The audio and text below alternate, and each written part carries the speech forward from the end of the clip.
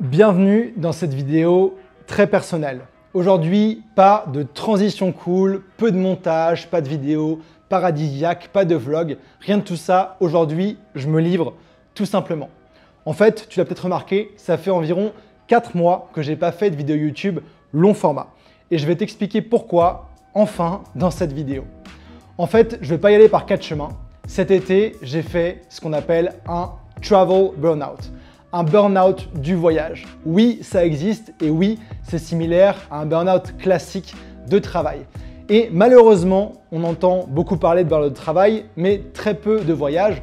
Pourtant, c'est quelque chose de bien réel et tu pourras en juger dans la suite de cette vidéo. Et aujourd'hui, je voulais vraiment me livrer, te parler directement face caméra pour t'expliquer un petit peu ce qui s'est passé pour moi cette année, cet été, et te donner justement du contexte sur qu'est-ce qui m'a amené à subir, à vivre ce travel burnout. Comment est-ce que j'ai réagi et que ça a failli me faire arrêter le nomadisme, comme d'ailleurs beaucoup de nomades qui arrêtent de voyager à cause de ça, mais aussi que ce soit utile, que mon expérience te soit utile si tu te lances ou si ça t'est pas encore arrivé, et comment éviter justement que ça t'arrive et t'expliquer à quoi ça ressemble et comment soigner un travel burnout. Donc je te propose pour commencer de commencer par le début. Parce que sur le papier, être nomade, ça a l'air d'être un rêve éveillé. Et ça l'est. Et moi, c'est mon rêve depuis 2012, depuis que j'ai lu La semaine de 4 heures. Oui, je sais, c'est cliché, mais c'est le cas. Et j'ai eu beaucoup de galères, ça a été long pour arriver à être nomade, mais depuis 2017, je suis nomade à temps plein. J'ai eu des moments où j'étais installé comme à Montréal et après, à partir de 2020, j'étais 100% sur la route. Concrètement, être nomade, tu peux vivre où tu veux, travailler concrètement quelques heures depuis un café cool, puis aller surfer, plonger, faire une randonnée, papoter avec tes potes et changer de destination quand tu en as envie. Et en fait, si tu as une activité indépendante, c'est-à-dire freelance, entrepreneur, tu as la liberté absolue de ce que tu fais, quand, avec qui et où. Et justement, le truc, c'est quand on a le choix de tout faire, parfois c'est difficile de choisir. Et justement, en ce début d'année, je me suis laissé tenter par le diable. En fait, mon programme de voyage cette année a été assez intense, trop intense. J'ai commencé l'année par rejoindre ma copine à Singapour pour quelques jours, puis je suis allé à Phuket en Thaïlande en janvier. En fin février, j'ai bougé pour Chiang Mai, où je suis d'ailleurs en ce moment ici, où j'ai passé un mois entre février et mars. Ensuite de ça, en un mois, j'ai été au Japon pour la première fois. Donc j'étais basé à Osaka, j'ai visité Kyoto, Tokyo, Nara, Uji et tout ce que je pouvais. Ensuite, on a été avec ma copine à Jeju en Corée pour 2 semaines. Ensuite, on a bougé à Séoul en Corée du Sud encore pour 4-5 semaines. Ensuite, j'avais un trou avant un festival nomade et donc j'ai dit tiens, si j'allais visiter Taïwan pour la première fois, et donc j'ai été à Taïwan 2 semaines en vacances, 1 semaine dans le sud, puis dans le milieu de Taïwan et puis à Taipei. Ensuite, j'ai été à Bansko en Bulgarie tout en passant une journée par Istanbul. Bansko, j'y ai passé 2 semaines pour un festival nomade hyper intense. Puis j'ai rejoint ma copine encore une fois à Berlin pendant 2 semaines début juillet. Et concrètement, tout ça, c'était incroyable. Genre, c'était vraiment un rêve éveillé. Je bougeais, je visitais des choses que j'avais toujours eu envie de visiter. Et j'ai vécu des choses incroyables, rencontré des gens incroyables aussi. Et c'était génial. Mais d'un autre côté, si je suis bien honnête avec toi, c'était trop. Trop de voyages, trop de nouvelles choses, j'avais pas le temps de réaliser ce qui se passait en fait. J'étais un peu en mode zombie du voyage. Je profitais plus, j'avais plus envie de visiter, de voyager, etc.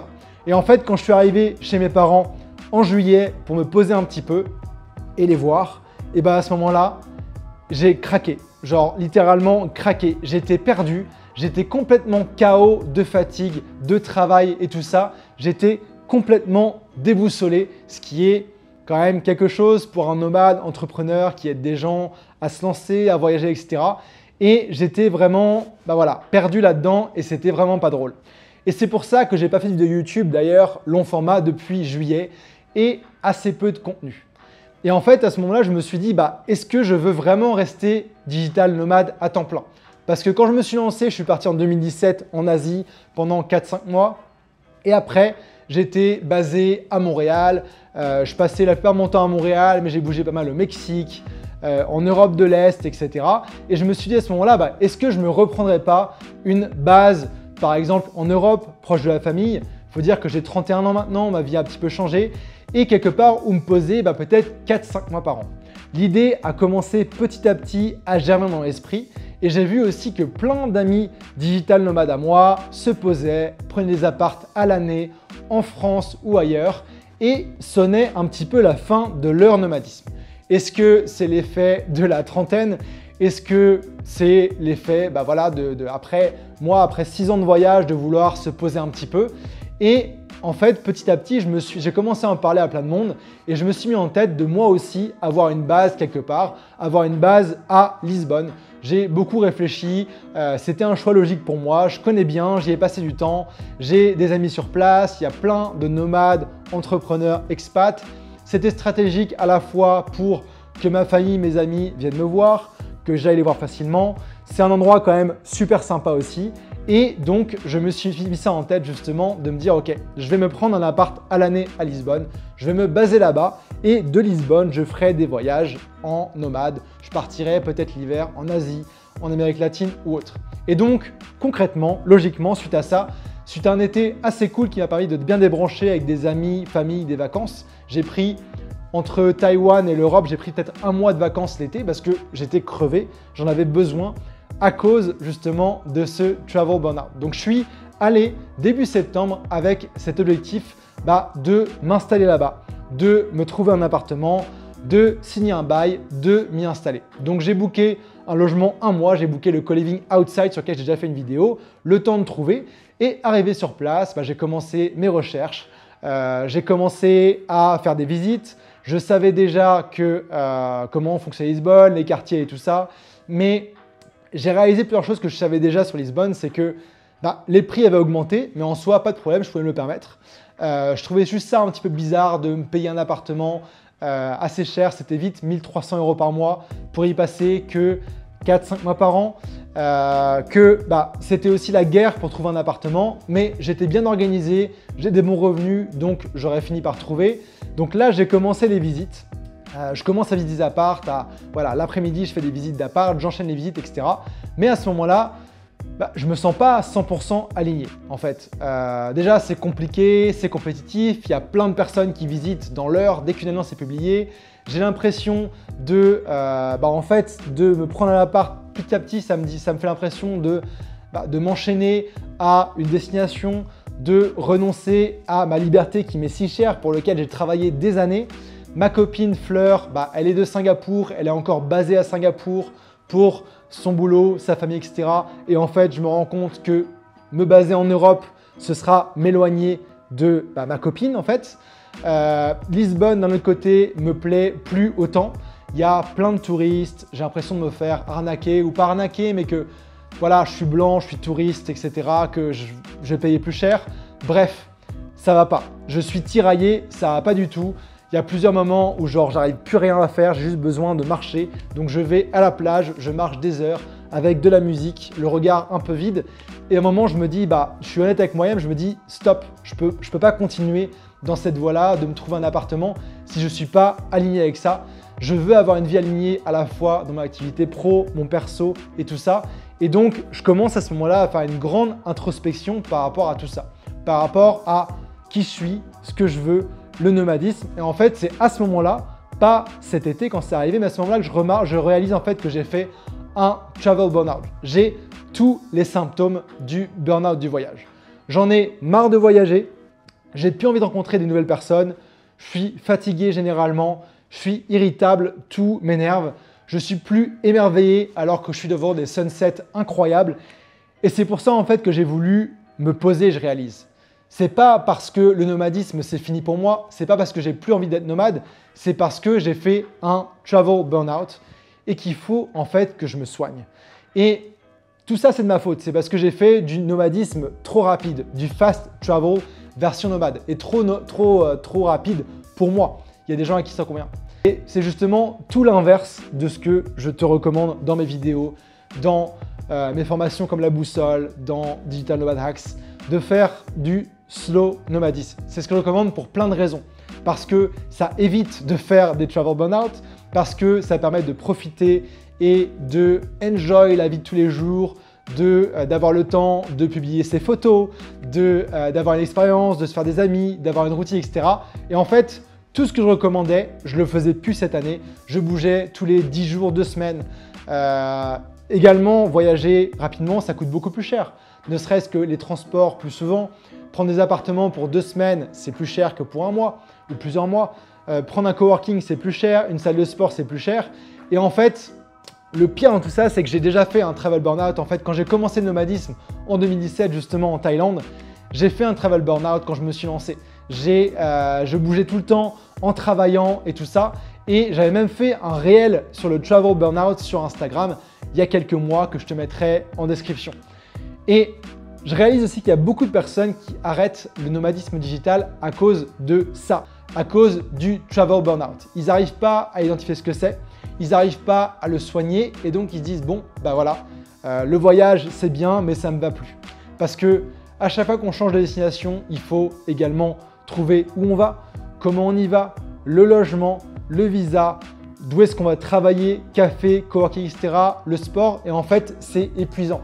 Et en fait même je dirais que la première semaine que tu passes quelque part, bah t'es pas productif, t'es pas installé, t'es un petit peu perdu. Moi je sais que quand je change de destination, je suis un peu perdu, surtout quand je suis tout seul d'ailleurs je remarque. Même si les amis, il faut faire ses marques, il faut trouver où on va, il faut prendre son abonnement au sport, bref, faire ses marques et je suis toujours un peu perdu et c'est là où souvent j'ai besoin d'appeler ma famille, de prendre des nouvelles d'amis pour voilà, me raccrocher à quelque chose que je connais. Et en fait, pour moi, la clé pour rester justement nomade plus longtemps, c'est rester plus longtemps à chaque destination. Rester environ 1 mois et demi au plus, être bien installé, avoir des bonnes routines, faire des économies, logement, sport, coworking, scooter et également répartir ses recherches de logement sur plus longtemps et en fait que être pas productif et perdu une semaine quand tu arrives, si tu bouges tous les mois et demi, tous les 6 semaines, tous les 8 semaines, ça va, c'est vivable, mais que si tu bouges plus souvent, si c'est 1 semaine sur 2, c'est juste pas agréable. Et donc, de cette introspection, en fait, je me suis fait une liste de critères à respecter pour mes durées de voyage, mes destinations et tout ça. Je vais te mettre le screenshot juste devant moi pour que tu vois et je te le mettrai aussi en description. Donc, ces critères-là, justement, pour arriver à avoir des voyages qui soient sains pour moi, en fait. Et donc, ces critères, concrètement, c'est l'inverse de ce que j'ai fait, c'est rester au moins 1 mois par destination, de se faire des petits short trips, des week-ends ou quelques jours entre 2 destinations long terme. Idéalement, essayer de rester 2-3 mois par endroit, dépendamment du visa. Avoir également des logements confortables qui correspondent à mes critères, c'est-à-dire des logements des critères qui vont dépendre dépendamment de si je suis seul en voyage ou avec ma copine, mais concrètement un appartement confort où je suis bien installé pour travailler, internet rapide, avec une pièce séparée, des logements qui soient calmes, des logements qui soient bien situés, bref, toute une liste de critères par rapport au logement. Si je suis avec ma copine, un lit plus grand, etc. etc. Également aussi de retourner dans des destinations que j'ai déjà expérimentées, que je connais. Je sais comment ça marche, comme ça le temps d'adaptation est beaucoup plus court. Des endroits que j'ai déjà pré-testés, des destinations idéalement où j'ai une qualité de service top, que je peux facilement avoir quelqu'un qui fait le ménage, quelqu'un qui m'aide avec les courses ou me faire livrer des restos, manger au resto, etc. Et également prendre de l'avance dans mes voyages, c'est-à-dire planifier mes plans de voyage, essayer de voir 6 mois à l'avance où est-ce que je vais être pour pouvoir moi prévoir mon travail et tout, mais aussi faire des plans avec mes amis nomades pour se retrouver et pourquoi pas faire venir ma famille, des amis aussi. Donc voilà un peu les critères que j'ai repris et remis en place, remis au centre pour ça. Et donc, si aujourd'hui, en voyant cette vidéo, tu te rends compte que toi aujourd'hui, tu es en travel burnout, eh bien, sache que ça arrive, ça m'est déjà arrivé donc en 2017 et même là, en étant nomade assez avancé, après 6 ans, expert même, ça arrive à tout le monde et voilà mes conseils pour en fait te réparer, te soigner de ce burn-out. Déjà, moi, ce que je te recommande, c'est de prendre un break. Quand tu remarques justement ce que je t'ai dit, donc que t'es plus émerveillé, t'as plus envie de voir de gens, t'as plus envie de voyager, etc. À ce moment-là, bah écoute, prends-toi un vrai break. Si tu peux, même prends-toi une semaine de vacances ou plus, dépendamment de ton boulot, mais prends un break. Prends-toi 2-3 jours dans un hôtel spa où tu vas pouvoir vraiment ne rien faire, décompresser. Retourne quelque part où tu as des amis, retourne dans ta famille, là d'où tu viens à la base, retourne quelque part qui est calme et que tu aimes bien. Et également retourner dans ta famille, c'est aussi un bon électrochoc pour te dire « Ok, j'ai envie de repartir et de faire le point ». C'était ça, moi justement je suis rentré chez mes parents et c'est sympa, je les adore et c'est confortable, mais rien de tel pour moi pour me donner envie de repartir sur la route que de retourner là d'où je viens. Donc c'est intéressant et il y a une introspection aussi que tu vas pouvoir faire par rapport à ça. Si ce n'est pas une option ou que voilà, tu peux aussi changer de culture si tu es en Asie, je ne sais pas, aller au Moyen-Orient, en Europe ou en Amérique latine, rejoindre des amis nomades, faire venir des amis ou ta famille, retourner à un endroit où tu t'es senti vraiment bien. Et voilà, de mon côté, j'ai réalisé ce travel burnout quand j'étais à Lisbonne, mais j'ai eu la chance, entre guillemets, d'avoir tenu jusqu'à ce que j'arrive l'été chez mes parents pour être posé. J'étais en famille, c'était confortable, j'avais des vacances 100% off prévues avec ma famille, mes amis, et donc j'ai eu un peu de chance là-dessus, mais pour toi, voilà ce que je te recommanderais pour ça. Et puis, si tu es en travel burnout, n'hésite pas à venir m'écrire sur Instagram, sur Facebook, enfin pas hâte, mais je serais content d'en discuter avec toi et de t'aider à t'en sortir. Donc, voilà, je me suis livré très honnêtement par rapport à toi. Et donc, par rapport à ça, et ce travel burnout, ce n'est pas un sujet qui était facile à aborder pour moi. Et d'habitude, les vidéos, je les fais, tu vois, je me fais un mind map et j'y vais comme ça. Cette vidéo, elle m'a pris beaucoup de temps en fait pour mettre ce qui s'est passé, réaliser ça sur le papier. Et d'habitude, je fais des vidéos plutôt comme ça en freestyle. Là, j'ai senti le besoin de scripter cette vidéo et de te livrer tout ça. Donc, tu l'auras compris, de mon côté, suite à tout ça et cette prise de recul, je reste 100% nomade. J'étais hyper content d'arriver en Thaïlande où je suis depuis un mois. Là, je suis à Chiang Mai, dans un endroit que je connais bien, dans le même appart où je suis d'habitude, etc. Donc, je reste nomade, ne t'inquiète pas.